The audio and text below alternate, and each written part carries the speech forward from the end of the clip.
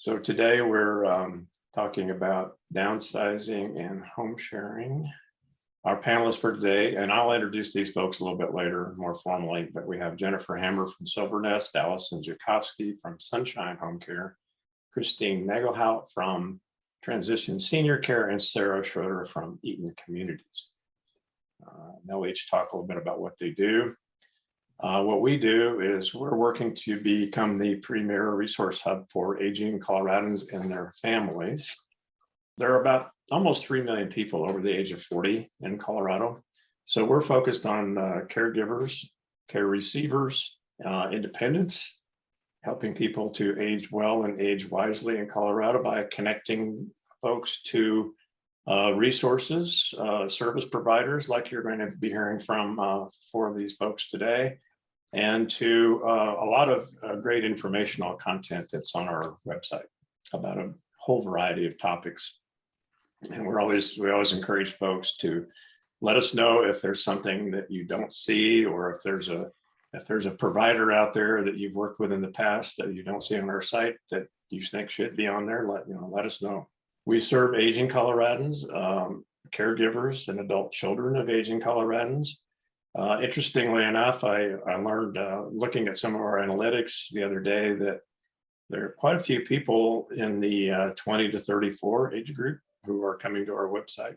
Very interesting statistic. The other thing that may go along with that to some extent is for employers, providing a place for employees to come and learn about aging related issues, and also to find those service providers when they need them for aging parents, grandparents, or other loved ones.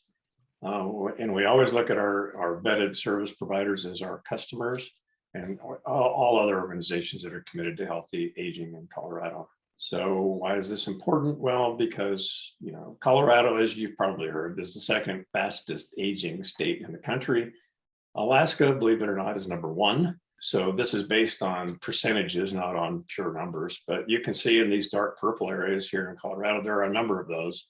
And those are places where the rate of change the last decade was 60% or more. It's further illustrated with this graph, which shows when the line between under 18 and over 65 actually is going to be crossing in just a few years. Some of the areas that we focus on providing us hub of information are the ones that are shown here. Today, we're talking primarily about housing and shared housing, but we have had other webinars that focused on home modifications and some of these other areas that are shown here.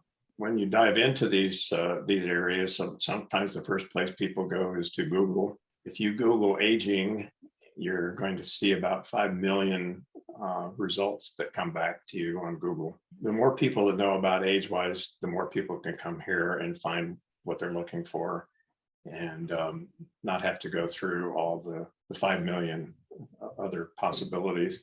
Some of the previous webinars that we've had are introducing the other AAA, which is the Area Agencies on Aging, which most people in the state are not aware of that they exist. We've talked about hoarding and home modifications and aging technology.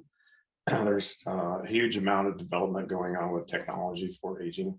And then today we're having our discussion here. I'm going to introduce our panelists for today, beginning with Jennifer. Jennifer Hammer she is with Silvernest, so is passionate about finding ways to help people stay in their homes, exploring options for affordable housing, and building relationships with communities and companies that support the aging population across the nation. Jennifer focuses on collaborating and partnering with nonprofit and government entities. Prior to joining Silvernest, Jennifer assisted people who were overwhelmed by hoarding, downsizing, and or just moving out of their homes. She is a former 20-year Navy spouse and ombudsman. So being in the Navy, you get to move a lot. Certified teacher and has experience in the mortgage industry. After her 2 children left for college, Jennifer began sharing her home with a housemate, giving her a very personal and unique understanding of the benefits and challenges of home sharing. She loves to bake, road bike, travel, and be outdoors, preferably by the water, which is why she doesn't live in Colorado.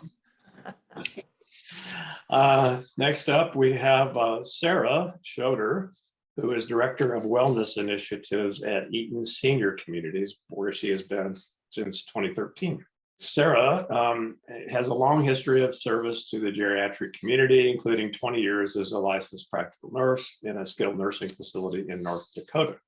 Prior to joining Eaton, Sarah served as clinical support at a local PACE program. She enjoys serving the nonprofit sector, helping seniors maintain their independence. Sarah graduated from North Dakota School of Science and Red Rocks Community College in Lakewood. In 2017, Sarah was co-recipient of the Robert Wood Johnson Foundation Award for Health Equity through Leading Age. Following year, she was awarded the City of Lakewood Community Sustainability Award for her part in establishing the Cycling Without Age program at Eaton. So did you work with Phil Cernanek on this? Sarah? No, I worked with Gary Hardy. Oh, okay. Through his creativity, it's been very successful. Okay. I was just curious. Thank you. Sarah serves on the Senior Reach Advisory Board, the Jefferson County Adult Protective Services Board, and the PIMA Medical Services Advisory Board, and the Jefferson Council on Aging. Okay. And next we have Allison Zukowski has an MA and LPC, has been working in the field of aging for over 30 years. Started her career graduating from the Ohio State University with a degree in human development and with a specialization in aging. She received her master's degree in counseling psychology from the University of Northern Colorado, specializing as a geriatric therapist, and then worked for Jewish Family Services of Colorado as a community organizer and program coordinator, starting the Aging in Place neighborhood programs.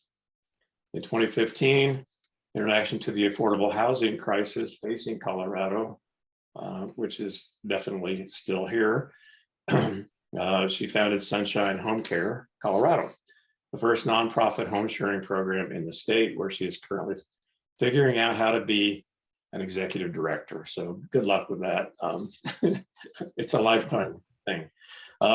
She's on the board of directors of the National Shared Housing Resource Center and recently partnered with the Anschutz School of Aging and Policy and Veterans Administration to complete a nationwide research project on shared housing programs.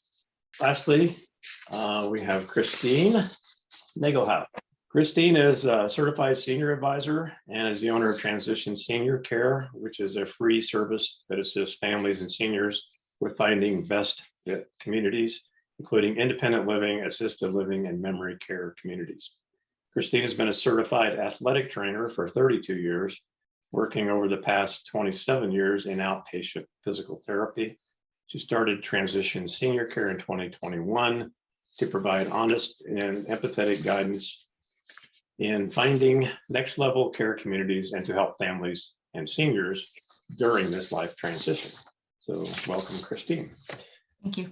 Okay, so we're going to begin with Jennifer at Silvernest. Now, Jennifer, did you have some slides you wanted to share? Sure, you bet. So you gave my intro. So I think I came to home sharing through my downsizing career, and I was good at it just from having moved so much. And I understand even someone who moves a lot like I did, I'm in the middle of a move right now, and it's really stressful and uprooting your life and going through your things and, going into a new place and finding all of that just takes up so much mental space, and it's so hard. So I really enjoyed helping people do that in my earlier career. But then I heard about Silvernest through an age-friendly program out here in DC. I'm actually here in Alexandria, Virginia. And she said, this home sharing, that sounds really interesting. You should look into it. Learned more and more about it and said, wow, I get it. I'm actually home sharing currently. I post-divorce started home sharing, and it's been an amazing part of my life. But I said, hey, I think that all of these houses I've been walking into for years, I did, extreme hoards. I worked for the guy on that show, Hoarders. So we would walk into some of the messiest, grossest houses, but then just really normal houses where you just have too much Tupperware with no matching lids or collections of spoons or whatever, right? And you need to downsize. And I said, gosh, I've been walking into these houses, and I think to create not only physical space, but mental and emotional space to get ready for someone to come live with you, I think that's going to be a needed service. And I think we need to talk about how we could, work together to help people to lower that barrier to home sharing. Because I'm sure Allison and I have talked before and been on panels before. Finding people to open up your homes is the harder lift. Finding people who need flexible, affordable housing is not too hard to find, but getting someone to really wrap their arms around, hey, especially later in life, hey, I think, I'll do this. This is the right call for me. I think they need sometimes a lot of extra help in a lot of different ways. And I kind of focused on the downsizing part. I've got a couple pilots running in different parts of the country where I've actually started some downsizing for home sharing programs. So just some basic decluttering, deep cleaning of shared spaces, things like that. So I hope that kind of answers your question of the impetus of why I'm here and why I'm just such a believer in all things, home sharing and all of the things that need to happen sometimes to go with it. Yes, thank you very much. Mhm.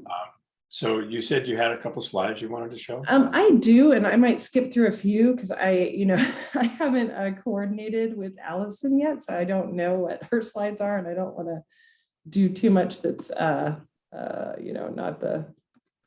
it's the same. And for some reason, I am not finding hold on one sec. Let me just try one more time. And if it doesn't work, we'll just figure out why in a minute.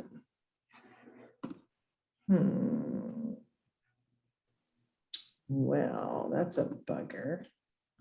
So I can't get my slides to share for some reason, which is very, very odd to me. So I can just kind of walk you through really quick what we do I know my slides well enough to do it without them.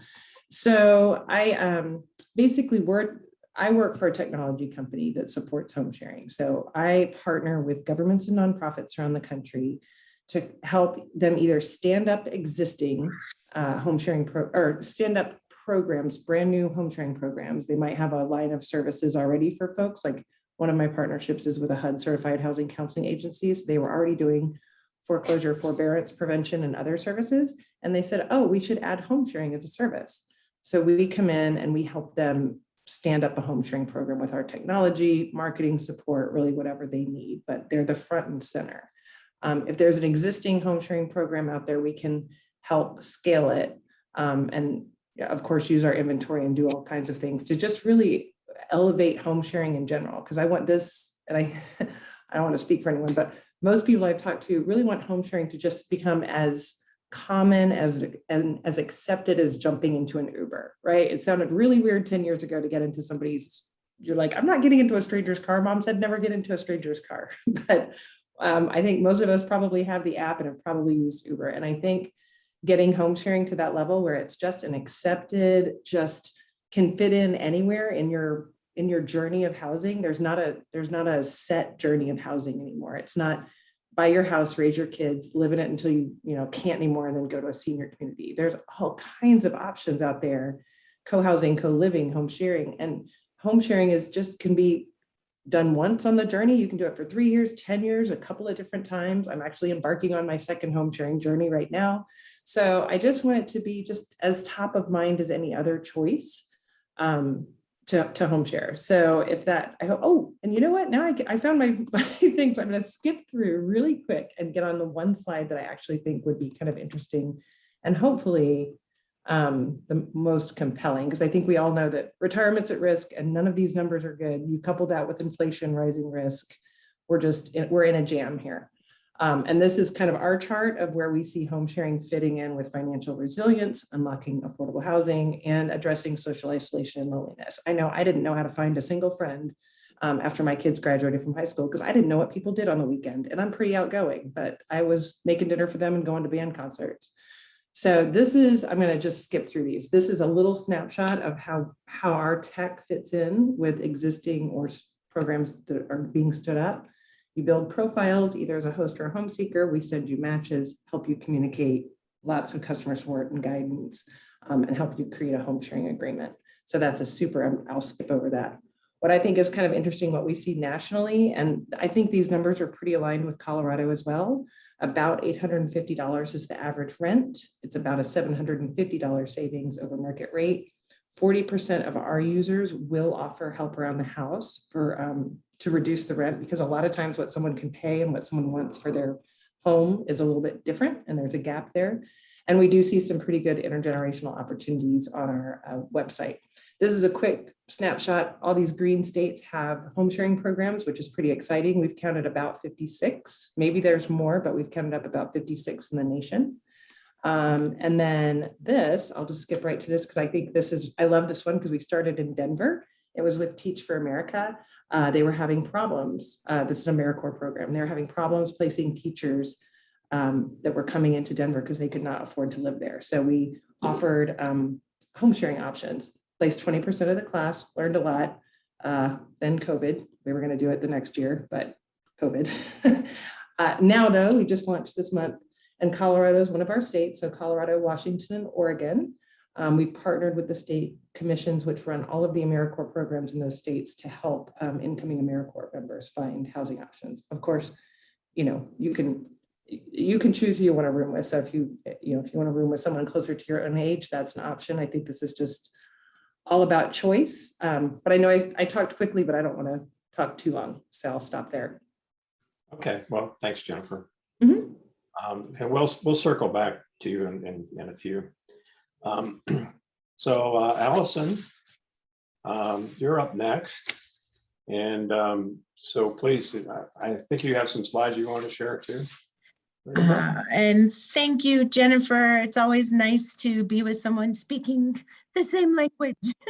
Sometimes I feel like home sharing is speaking Chinese, and that need to normalize it and make it part of our life and affordable housing solutions and a way to earn income. So I just appreciate that so much. And I will go quick over a lot of this, because it certainly, certainly some of it Jennifer has talked about. So Sunshine, first and foremost, is a nonprofit home sharing model. So versus Silver Nest, that really is a technology platform. Ours is a social work model that really is hands-on, and I'm going to talk a little bit more about that. But we don't use technology platforms. We use staff and social workers who are interviewing, doing intake, psychosocial assessments. So it really is just a different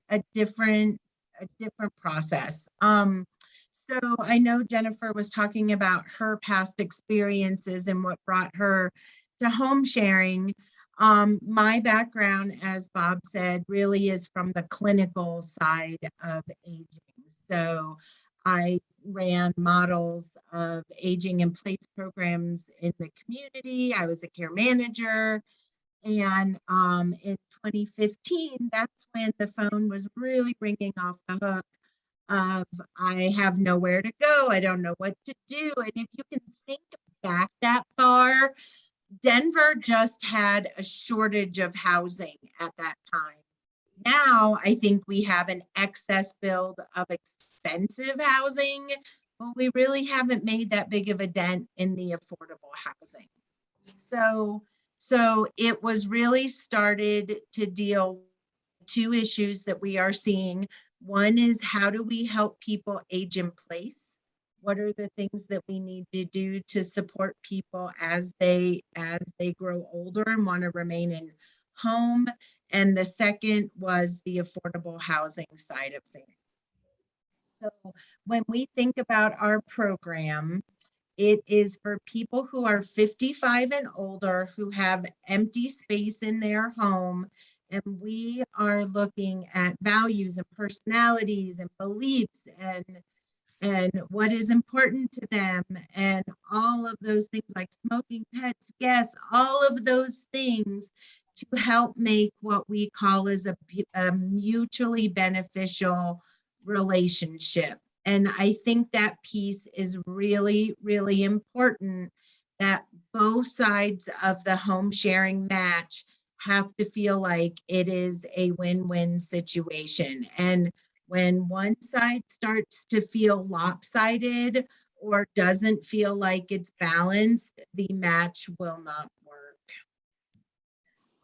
I am certainly not going to go over all of this, but I think the important piece of this is that when you come into a nonprofit home sharing program, you are going through a lot of supported steps. And that includes a social worker who is doing a psychosocial intake and being there when people meet for the first time, and we are pulling background checks and references and being there to support the 2-week trial match. That's really important, right? And really making sure that people test this process, and then being there before people move in to do a home sharing agreement, which really is what space in the kitchen, what time does it have to be quiet, do we lock the doors, how many loads of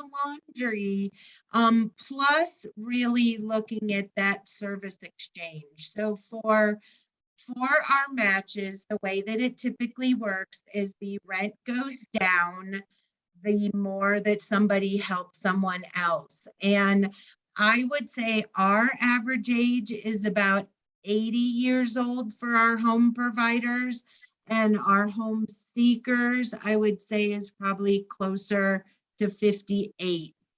So we start looking at that service exchange piece, which then brings down the rent. And the other piece that's really important for our program is that we stay with our matches, which means that we check in on them. We make sure everything's going okay. And if things change, they can call us anytime and we will be out there to support the match. So again, it's that social service model, and it is really what we call a best practice model, which means that if you would look at the nonprofit programs across the country, most of them are going through a very similar process in order to support the match.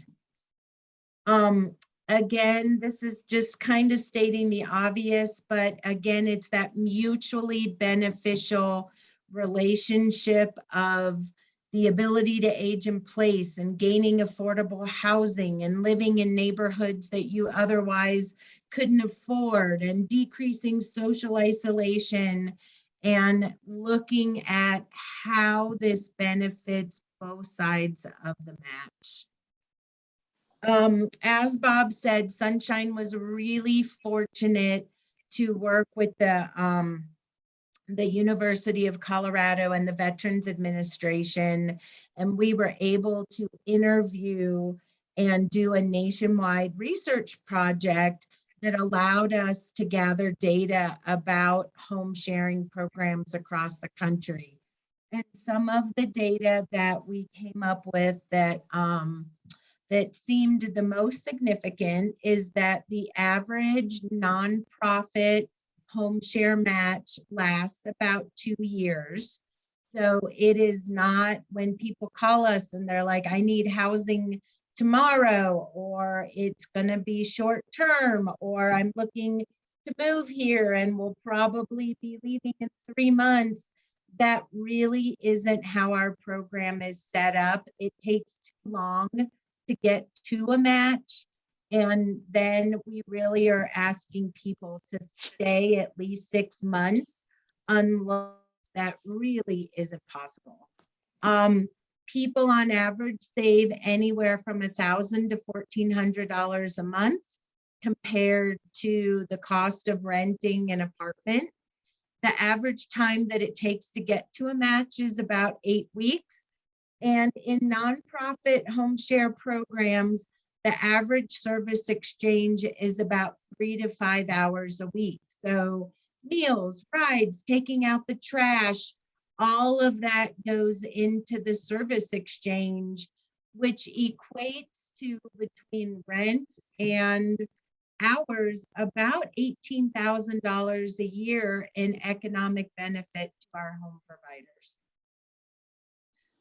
The other program that I wanted to touch on, but I won't spend a lot of time on, is Sunshine offers what we call financial wellness and empowerment. And I loved Jennifer's. I was like, I'm gonna steal that. I remember the Venn diagram from algebra where she shows all those intersections, right? We have social connectedness, we have affordable housing, and we have financial wellness. Home sharing is a great way to either earn money or save money.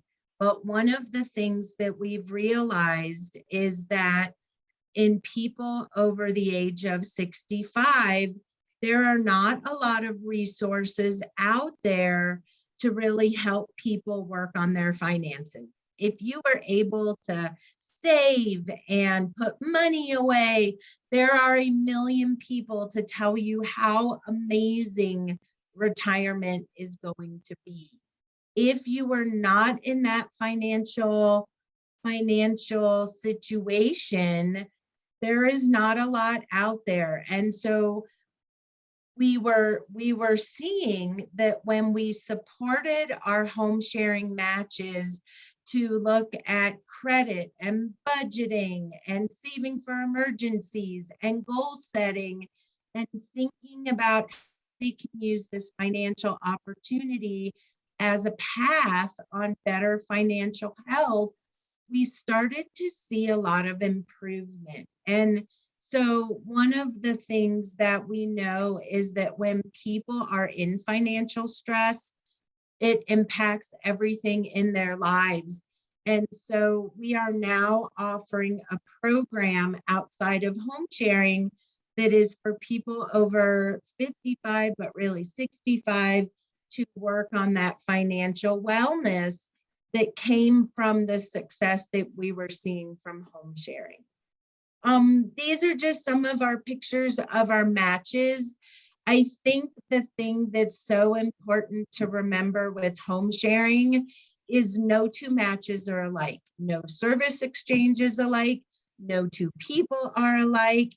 And so the reason that the process takes so much time and so much care and is so thoughtful is getting to that goodness of fit match is really complex.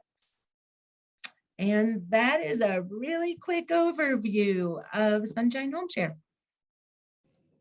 Thank you, Allison. Sure. Much appreciated. We're going to move from home sharing to senior living. So Sarah is going to talk about Eaton Senior Living and what that is and how that works. So Sarah, you're up. So first of all, I want to introduce myself and hello from North Dakota. That's where I'm at today. I quickly realized when I moved from Colorado to Denver and the work that I did, that the problems that we faced in rural America actually replicated in the Denver area and in many of the same ways. And that was something I had not anticipated in my journey in my life. Okay, we'll just go ahead and talk through this, and you can do some web searching. So Eaton Senior Community started out to be independent housing for old people, and it was started by the Baptist Church back in the 1970s. In that time, later on, they actually started to explore the idea of assisted living in Colorado, and Eaton Senior Communities had assisted living. It was actually one of 8 sites chosen to see if assisted living could be a successful model of care. And as you know, there's now hundreds and hundreds of assisted livings in the metro area. So we know that a lot come through. We did close our assisted living in 2017.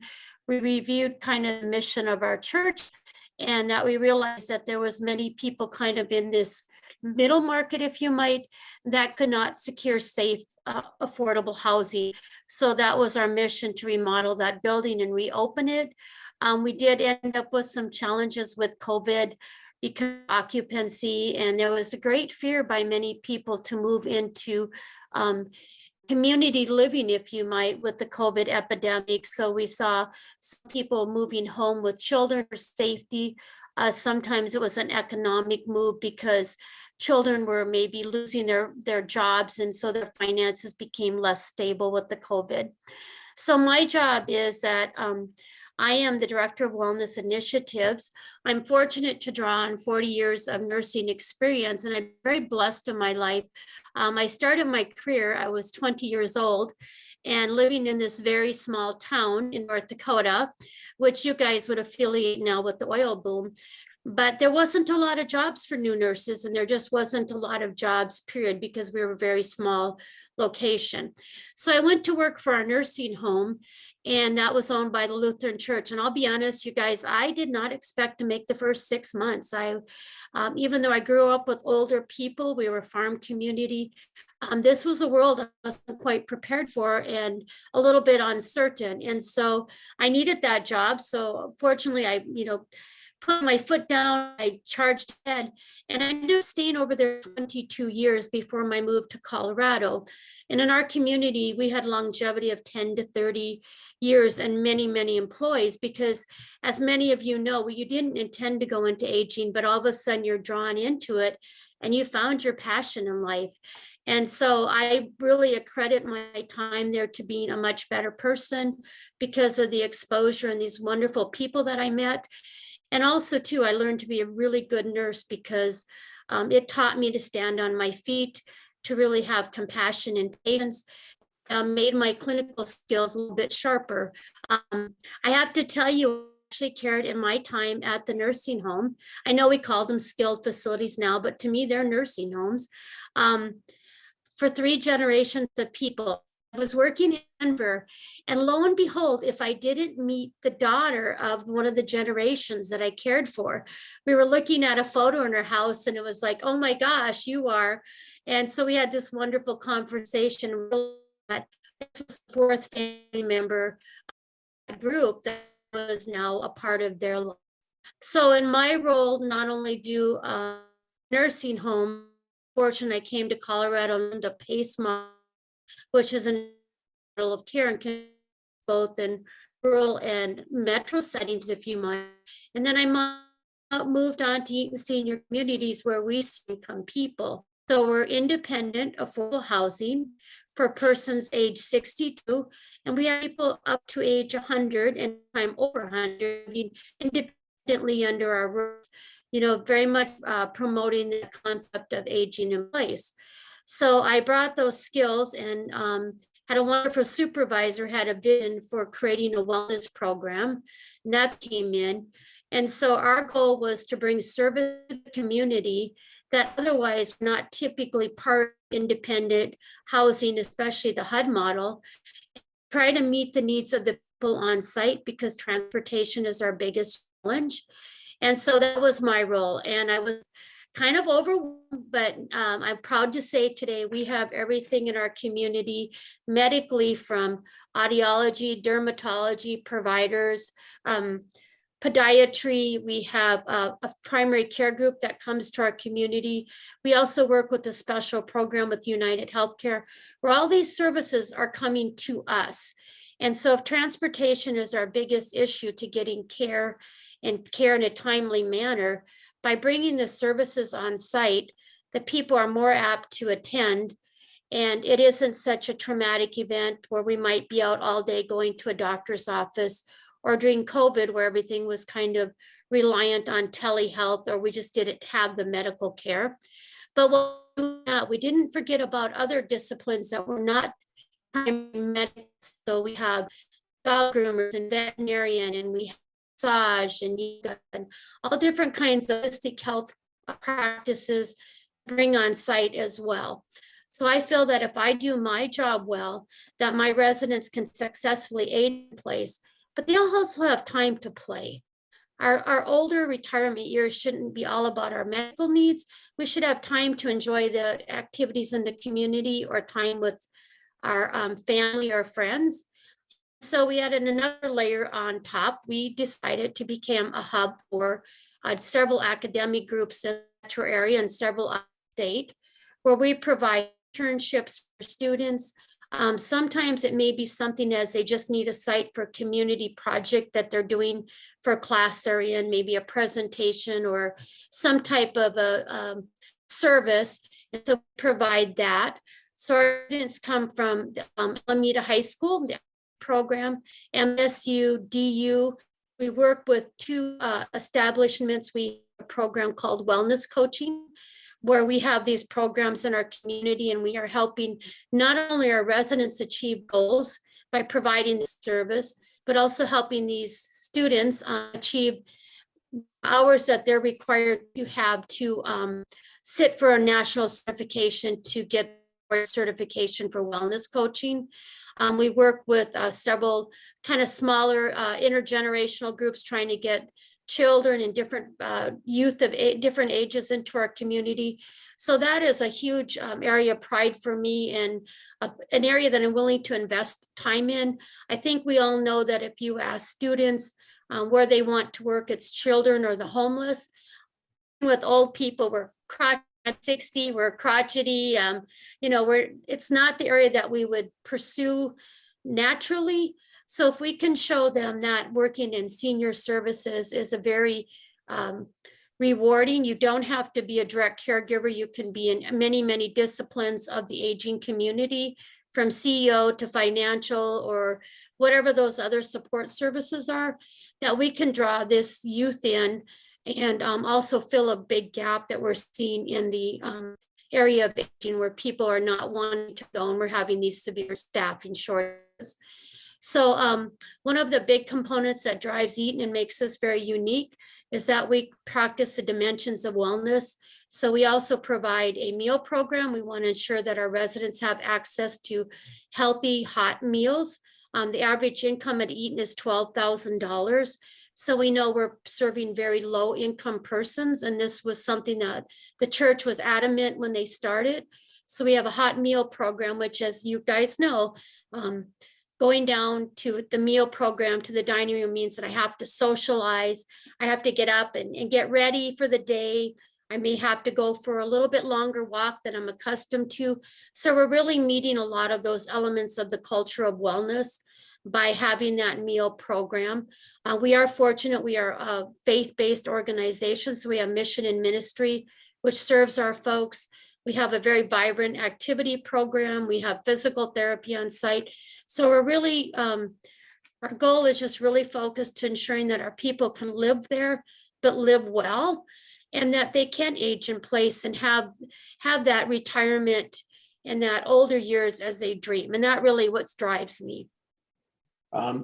Just a couple of quick questions before we move on to Christine. So I think you told me before you have 200 people that live at Eaton. Is that your full capacity?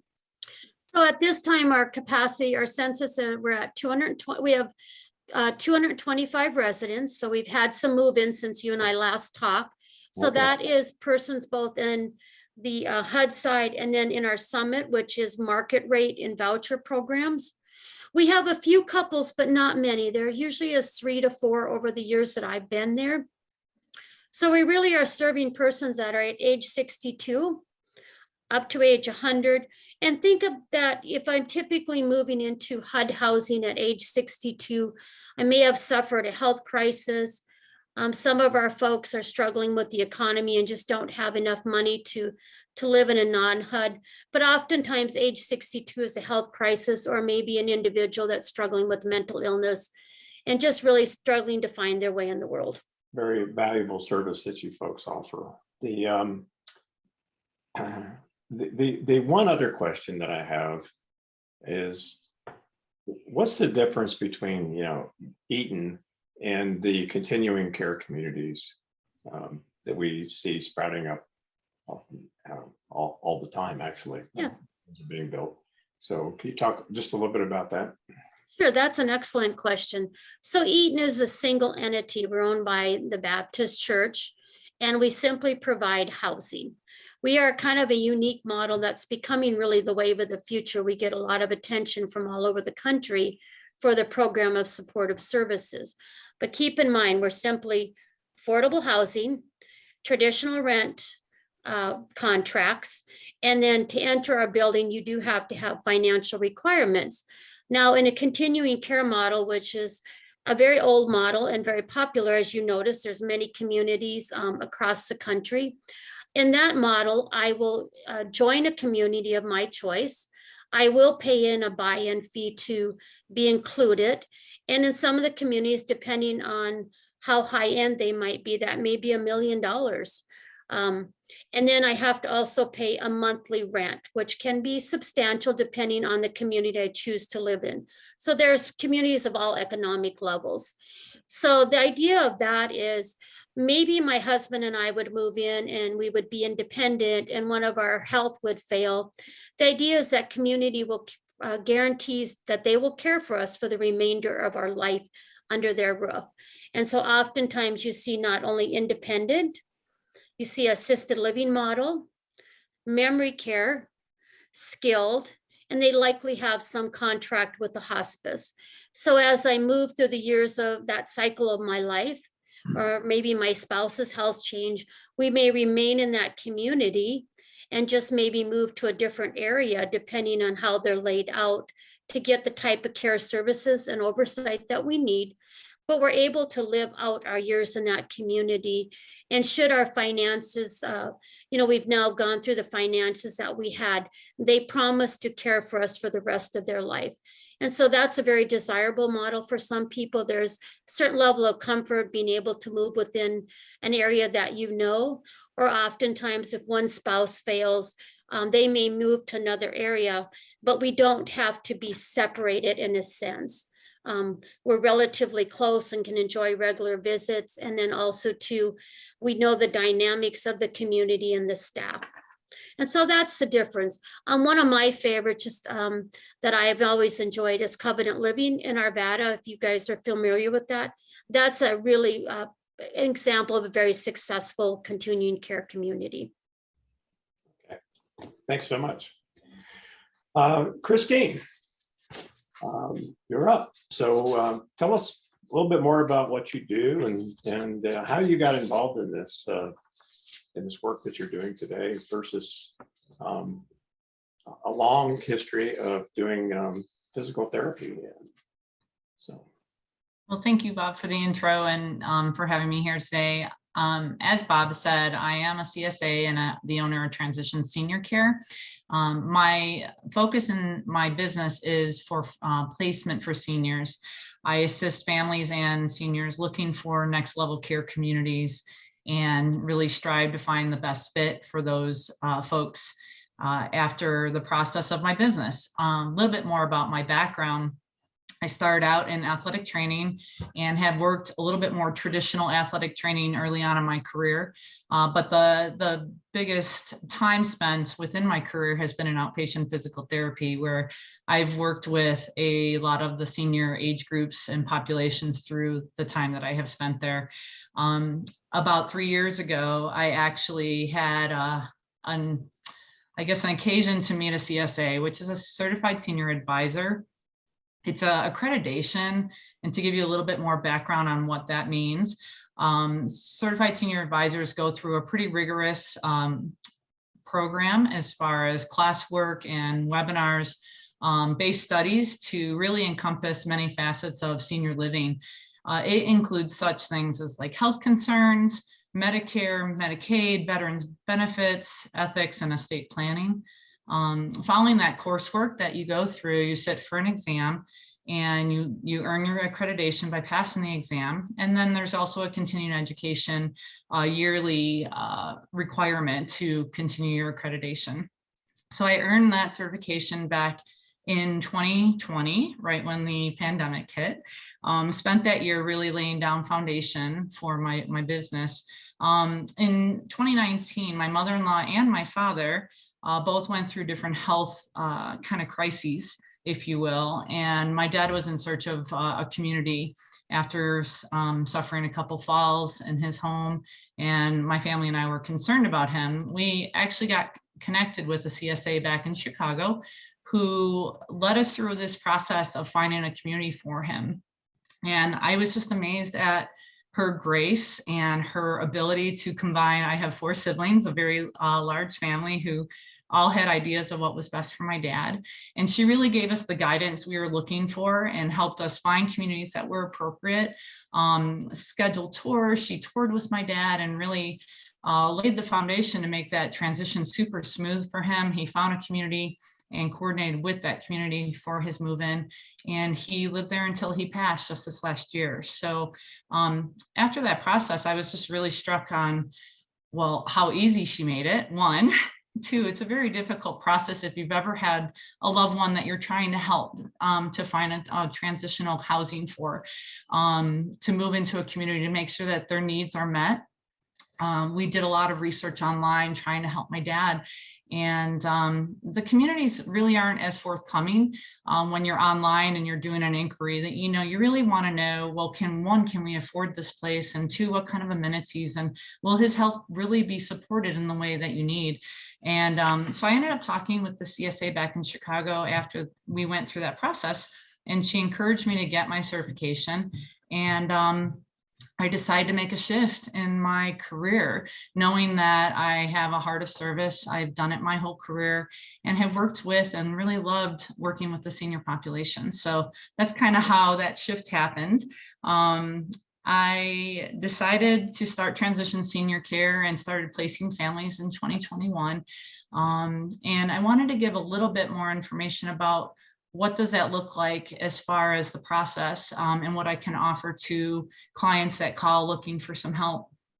I initially take in an inquiry call where they call in and are looking to find out information. And I either will, if the person has time at that point, we'll do a kind of introductory call where I'll gather information. Generally, those calls take about 30 to 60 minutes. It depends on how much they want to share. I really ask about the senior loved one's story. Why are you looking? What are their needs? I want to understand what they're looking for so I can best assist them. I do an interview process that not only takes in their health needs, but also, are you looking for a specific geographic location? What are your financial concerns? Are you going to be, are we looking more on the Medicaid side? Are you looking for mid-income? Are you looking for higher income? And really kind of weeding out those locations that might be most appropriate for them. After that initial consult, I use technology-based platform that I have to put in addresses, a home address for the senior or for the family members. And it does a search for me that really allows me to look within a 5, 10, 15-mile radius of whatever location I put into the process. And I'm able to give that information back to the family within 24 to 48 hours. I do what's called a fact sheet where I list all the amenities, I list the cost and the availability, what type of rooms and things that are available within the community, and then do a follow-up call. After that, we go through and I get feedback on the communities that we have taken a look at. And if they're interested, we move forward, meaning we schedule tours. I join my families for the touring to try to advocate for my families because I, at that point, have an understanding of where they're coming from and what they're looking for.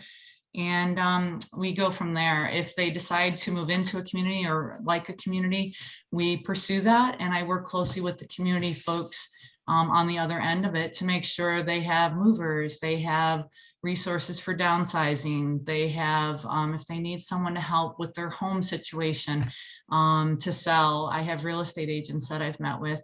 I have been really fortunate in my journey over these last 2 years to meet many providers, such as the folks on today's webinar, to really focus in on what's important to families, what their needs are, and to help direct people with resources. Sometimes I'll get calls and folks really aren't ready to move, but they just don't know what direction to go. And so another part of my business is to really provide direction and resources to families in hopes that we can get them moving in the right direction and get them well taken care of. I think, you know, as far as calls go and things like that, I receive many of them from in-home healthcare providers, people who have been doing home services and see some kind of shift in the older loved ones' health status, which then leads them to start inquiring about a community move. I'd say overall, as far as timeframes, the total time can take anywhere from, I've worked with clients for 4 months and I've worked with clients on 2 weeks. So it really depends on if it's an emergent type situation or if it's something that they're just inquiring on looking down the road. So, but that's kind of my business in a nutshell, and really allowing me to help families find appropriate living environments and really listening to their stories so I can help find that best fit community. Now, I'd like to circle back a little bit on some questions for our home sharing folks. And the biggest question, and you both mentioned this earlier, Allison and Jennifer, is finding people who are willing to share their home. And my question there is it getting any easier lately, or is it getting harder, or is it about the same? So Allison, you want to go first? Is it easier, harder? Well, I would say it's easier than when we were in the thick thrall of COVID, because nobody wanted to share their home when they thought they could get COVID. So I would say on our end, we've gotten much busier on that end as far as just the number of matches that we're making this year. But I would also say it is just a constant in trying to find people who either know that you exist or understand your program or are willing to share. I mean, I think the thing that I've learned is you can't ever convince anybody to share their home. Like with the nature of our model, we get a lot of daughters, sometimes the son, and they will call and say, this would be so great for my mom, right? We could use the help. She could use the money. This would be amazing. And you really can't convince anybody who doesn't want to share their home to share their home. It has to be something that they believe in, that they're on board with, that they've come to a point in their life where they know that they need that support. A lot of our home providers have shared their home in some form or another forever, and it just makes sense for them. So I think that you can't convince someone who doesn't want to do it.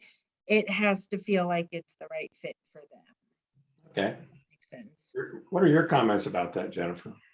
I would say, yeah, it's always going to be difficult to get people to open up their homes. We actually saw the most interest ever, though, in 2021 on our website as far as people searching for solutions. I think a lot of that is just as, eviction moratoriums ended, mortgage rates start creeping up, all those things, there's a desire to find ways to earn extra money somehow and to stay in your home. And we did a lot of surveys around COVID because, like Allison said, we kind of had an existential crisis of, are we even going to exist? Are people going to want to do this? And we surveyed our members kind of wherever they were in the process, our users, and they said, yeah, still looking because I don't want to move, but I don't know how I'm going to pay for things either because my hours have been cut due to COVID or, just whatever their circumstances was. And then, the heart stories too came with people who were currently home sharing already. And they said, I don't know what I would have done without my roommate during lockdown. And so, I think that was pretty powerful, those kinds of testimonials too. But I think what we're finding, because we are tech, and so there's only so much we can do. And that's why we love our partners, is because they really are, if there needs to be more case management type services or whatever, or just more local boots on the ground kind of knowledge of things. That's where our partners really help us, because they understand the local landscape. They can, do wraparound services. Sometimes it's actually people come thinking home sharing is the answer, and it's not. So, but maybe something else is, but at least you've brought this person that needs help to you, because they thought home sharing was right, and it ended up, like Allison said, it's not gonna be for everybody. But I do find that the affinity partnerships are what are really resonating with people, because so the AmeriCorps, or you kind of put a face on another person, suddenly it's not, I don't know if I can live with a stranger, but you say, well, would you help an AmeriCorps member? Or we have a partnership with a VA hospital. They're doing case management, matching veterans who need housing to other veterans and supporters of the military. And suddenly you start doing those kind of like someone from your community, or you just, you can envision better this is a real person, a human that you might get along with. Maybe you won't, you still need to do your due diligence, but I think lowering the barrier that way is helping a lot. It could be a university, just there's lots of possibilities out there. So it's pretty exciting. So a question, follow-up question on that. So, you're a software, basically a software company. And so how do you make those connections, those affinity connections, and let people know, what you do and how you can help them facilitate the home sharing process? Can you talk a little bit more about that? Yeah, well, we do things like this, just, getting the word out. It's just like Allison did say, getting the word out is hard enough. Even letting people think of this as an option. I've had people say, why don't you advertise everywhere? I'm like, well, we don't have that kind of budget. I'm not Purina. Maybe one day we'll have Super Bowl commercials. So it really is just talking with people in this space. I love this whole network. Everyone on this panel and people who work in this space really do care, and they get really invested in people and understand where they're at and who would be a good referral. So that's really helpful to us, is who's already maybe a prime candidate for home sharing, because there's going to be people that are cut out for it and people that aren't. And then, I read a lot. I do a lot of just searching around who is aligned with our mission. We have a partnership with a village coming up, the Village to Village movement. We have our first pilot partnership with a village, because they're dedicated to aging in place. So there's just, you just get really creative, talk to people, tell them what you're doing, see if you fit in. And if you don't, that's okay. But if you do, run with it. And your software platform is what, that's how you do your screening and. Right. So we can, if someone needs high touch, high concierge case management, that's not someone we can help as much. We have customer service to a point, but if there's if you need walkthroughs and someone needs really high tech help, that's where our partners come in, and can help us with that. But we can streamline a lot of stuff. We ask, our matching algorithm asks around smoking, pets, 420 friendly, budgets, geography. We talk about quiet hours and all the things that you should be talking about. We do background checks for hosts and home seekers. There's, encrypted messaging, so you protect your identity, ID verification, get on the platform. So a lot of things built in that can take some of the lift off. And then people who are a little bit more self-service, and sometimes people don't need or desire, case management, can kind of self-serve. So that's, okay. I hope I answered the question for you. I think you did. And Sarah has a question in the chat. If a match does not work out as expected, despite intervention, are you required to evict the individual, or does the contract suffice if the relationship must be terminated? Right. So our home sharing agreement has been vetted by, lawyers, and we've gone through, legal, and I'm not a legal counsel. So if it's a super high-end legal question, I might have to get back to someone. But the home sharing agreement has provisions of a 30-day, if this isn't working out, either party can get out within 30 days. To Allison's point too, we recommend, a 1 to 3 month trial period.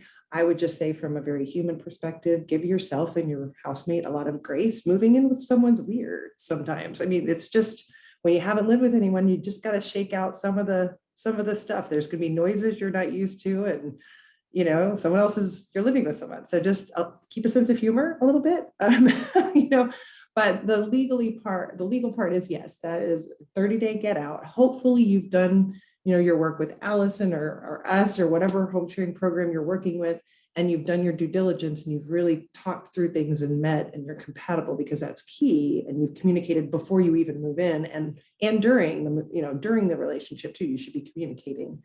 But we have mediation training for our customer service. If they can't help, we can escalate it to a national nonprofit we're working with that does mediation. But, you know, if you need to evict someone, you know, I guess you'll have to go through that process. We haven't had that happen. I'm not saying it never will, but, you know, we're putting things in place if something should happen. Yeah. Sarah, yes. If for some reason you can't mediate it out, you can't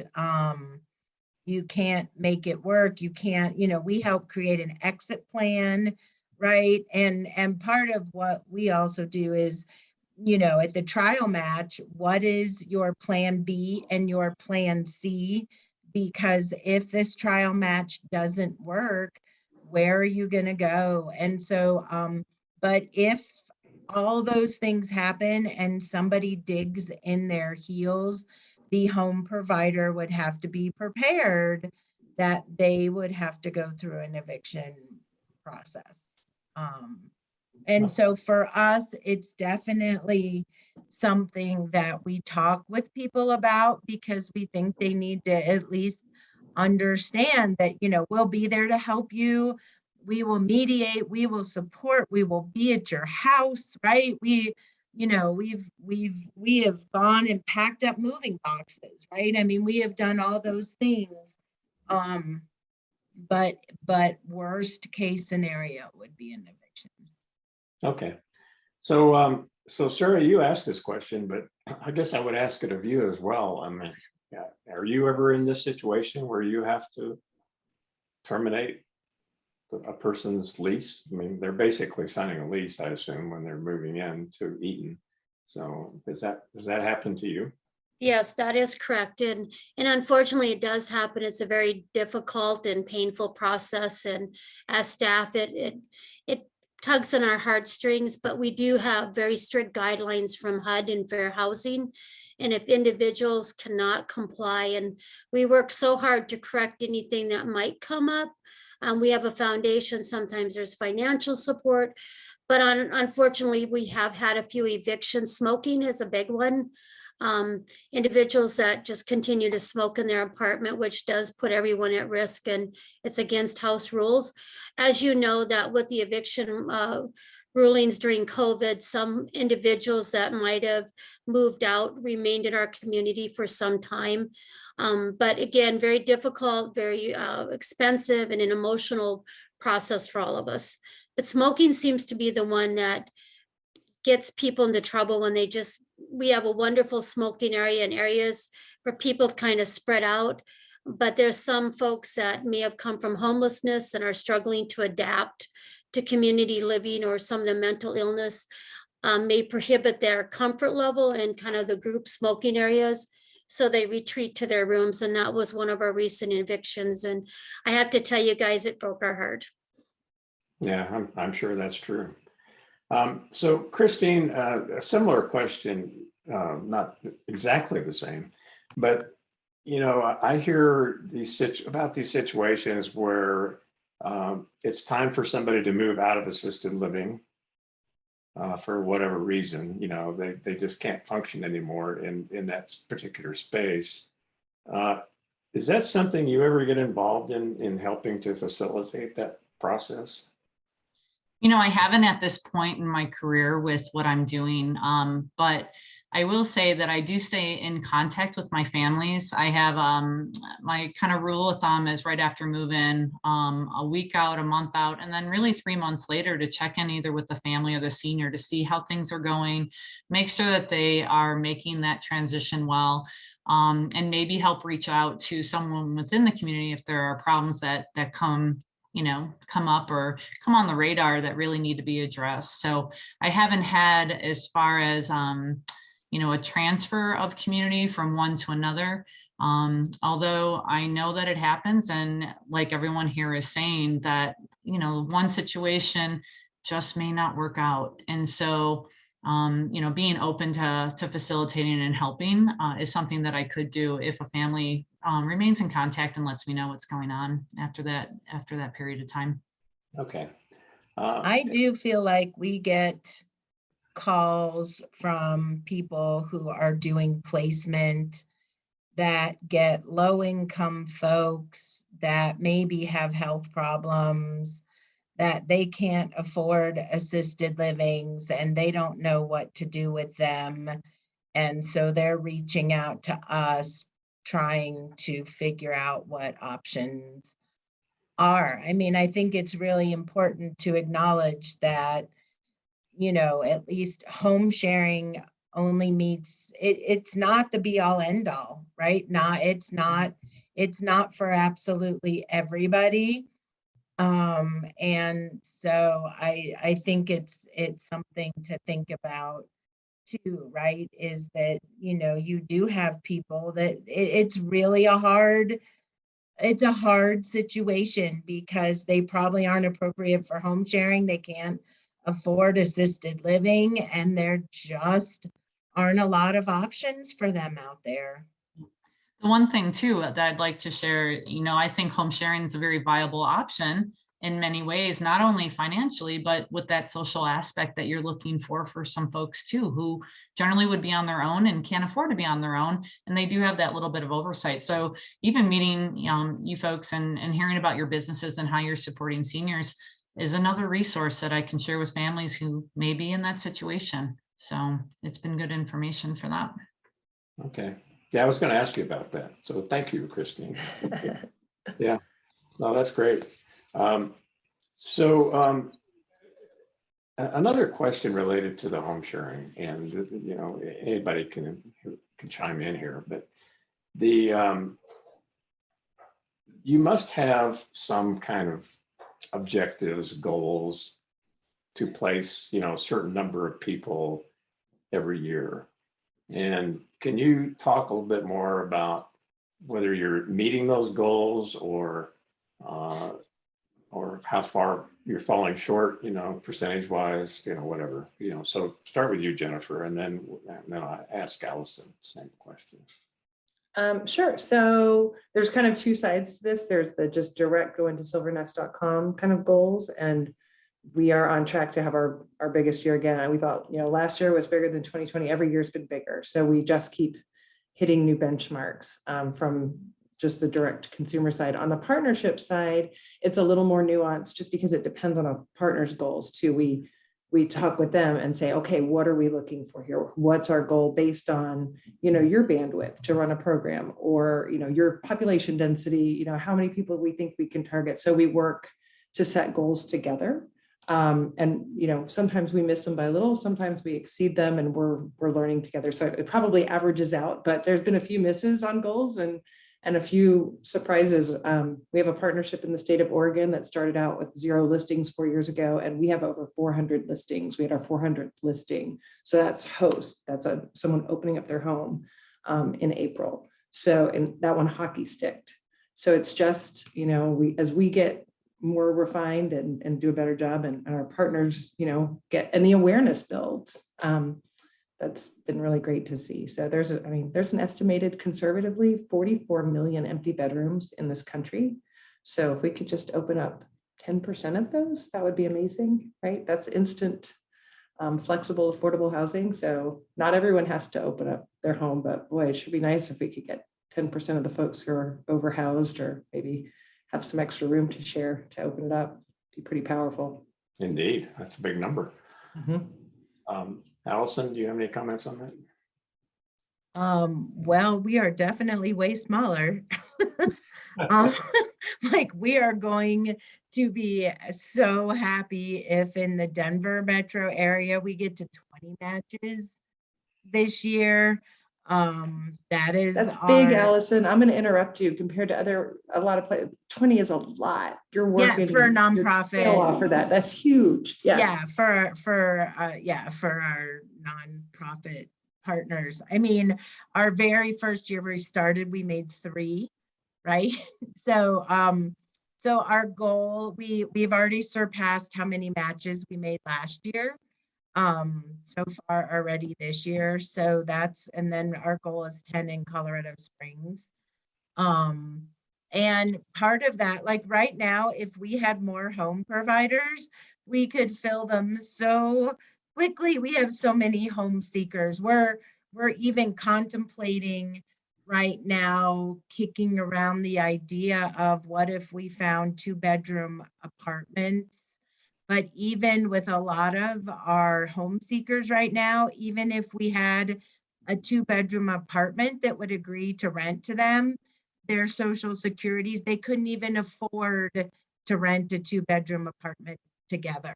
And so we are exploring, looking, we get a lot of our funding from the city of Denver, and you know, it would be cheaper to put 2 of these fellas in a 2-bedroom apartment and offset it than what it costs for them to be in a shelter. Mhm. And so we're really just starting to explore different options as well, knowing that the need just keeps So- coming at us. So what do you think the ratio of home seekers to home providers is? Like, you know, is it 20 to 1, Triple. 100 to 1? What do you think it is? I would, oh, well, I don't know. For us, I'd say triple. We have triple the amount of seekers over the amount of homes that we have right now would be, Wow. I would say. And that Okay. seems to be pretty normal. I think so too. Yeah, some markets we see maybe a 4 to 1, you know, in some really tough housing markets, but I think 3 to 1 is probably naturally a really good.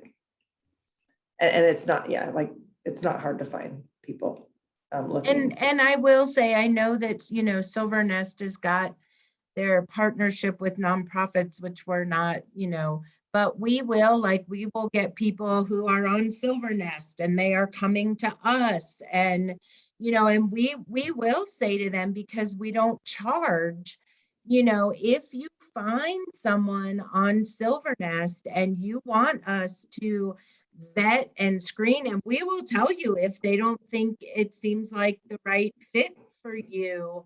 But we do have home providers that will throw, I say, cast a wide net, Mhm. right? And cast a wide net on Silver Nest and then come back to us and sometimes have us do the vetting and the screening.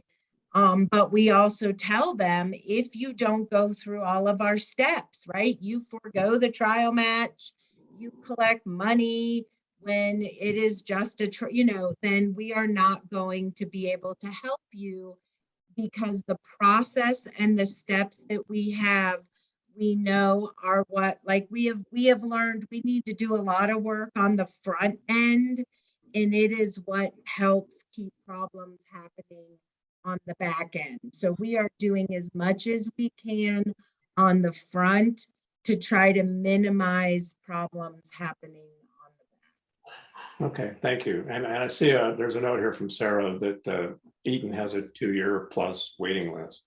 So, you know, you take the 2-year plus waiting list for basically what is independent living.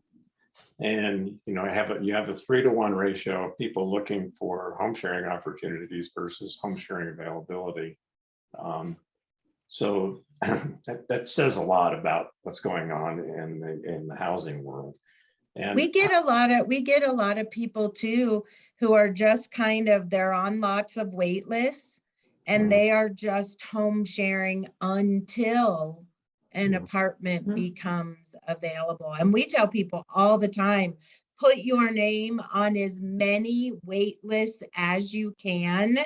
And if that apartment becomes open, then, you know, if you're in a great home sharing match and you want to let it go, great. But otherwise, please put your, and then sometimes we get people calling from apartments and they're not happy with the apartment. And I say, I would never give up a secure, like you have a gold, right? The fact that you have an affordable housing tax credit or HUD apartment, you will not get back into another building So we really discourage people from leaving an affordable housing unit to come to a home sharing relationship, because a home sharing relationship is not guaranteed.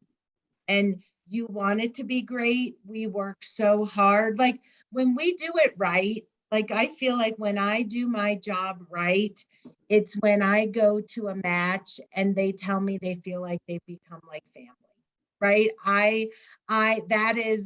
That is my bar, right? That we are going to do a job where people just care about each other.